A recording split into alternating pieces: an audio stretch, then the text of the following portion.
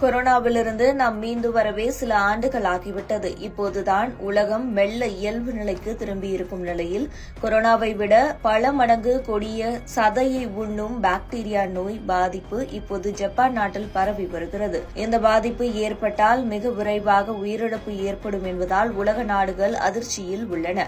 இந்த உலகில் பரவிய கடைசி பெருந்தொற்றாக நிச்சயம் கொரோனா இருக்காது என்பதே வல்லுநர்களின் எச்சரிக்கையாக இருந்தது.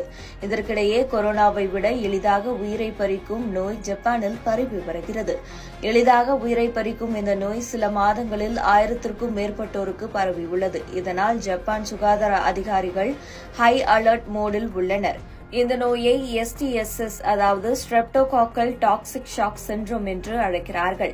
இந்த பாதிப்பு ஏற்படும் நபருக்கு குறுகிய காலத்தில் மரணம் ஏற்படவும் வாய்ப்புகள் அதிகம். இதை சதை உண்ணும் பாக்டீரியா என்றும் குறிப்பிடுகிறார்கள்.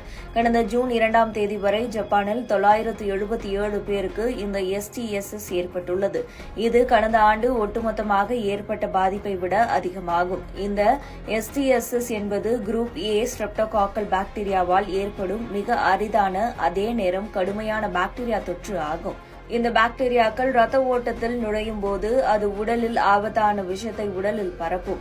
உரிய நேரத்தில் சரியான சிகிச்சை இல்லை என்றால் உயிரிழப்பை கூட நேரிடும். அதே நேரம் இந்த பாதிப்பு கொண்ட ஒருவரிடம் இருந்து நேரடியாக மற்றொருவருக்கு இது பரவும் வாய்ப்புகள் குறைவு என்பதே சற்று ஆறுதல் தரக்கூடிய விஷயமாக இருக்கிறது. காய்ச்சல், தலைவலி, குமட்டல் மற்றும் வாந்தி ஆகியவை இதன் முதற்கட்ட அறிகுறிகளாகும். இந்த பாதிப்பு ஏற்பட்ட முதல் 48 மணி நேரத்திற்குள் குறைந்த ரத்த அழுத்தம், உறுப்பு செயலிழப்பு, இதய துடிப்பு அதிகரிப்பு மற்றும் மூச்சுத் திணறல் ஆகியவை ஏற்படும். மேலும் நோய் பாதிப்பு அதிகரிக்கும் போது மூட்டுவலி, வீக்கம், திசு இறப்பு, சுவாச பிரச்சினைகள், உறுப்பு செயலிழப்பு ஆகியவை ஏற்படும்.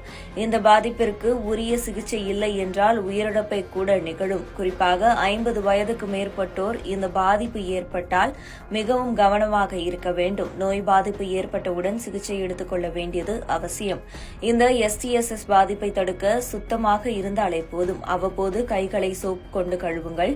காயங்கள் இருந்தால் அதில் தொற்று பாதிப்பு ஏற்படுகிறதா என்பதை கவனியுங்கள்.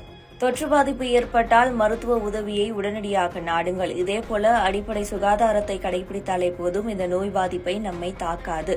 குரூப் A ஸ்ட்ரெப்டோகாக்கல் பாக்டீரியாவை கண்டறிய ரத்த பரிசோதனைகள் மேற்கொள்ள வேண்டும். ஒருவருக்கு குறைந்த ரத்த அழுத்தம் மற்றும் சிறுநீரகம் அல்லது கல்லீரல் பிரச்சினைகள் போன்ற பிரச்சினைகள், அதாவது ஒரே நேரத்தில் அடுத்தடுத்து 2 உறுப்புகள் செயலிழந்தால் இந்த பாதிப்பு இருக்க வாய்ப்புகள் அதிகம். இந்த STSS பாதிப்பு உள்ளவர்களுக்கு ஆன்டிபயாட்டிக்ஸ் மாத்திரைகள் வழங்கப்படும். இவை பாக்டீரியாக்களை கொல்ல உதவும். மேலும் இரத்த அழுத்தத்தை சீராக்கவும், உடல் உறுப்புகள் சரியாக வேலை செய்யவும் தொடர்ந்து திரவ அடிப்படையில் உணவுகள் வழங்கப்படும். குறிப்பிட்ட இடத்தில் பாக்டீரியா பாதிப்பு இருந்தால் அது மற்ற இடங்களுக்கு பரவாமல் இருக்க அறுவை சிகிச்சையின் மூலம் அந்த பகுதியை அகற்றப்பட வேண்டும். இந்த நோய் பாதிப்பு ஏற்படும் போது விரைவாக சிகிச்சை எடுத்துக் கொள்வது அவசியம் என்கிறார்கள் வல்லுநர்கள்.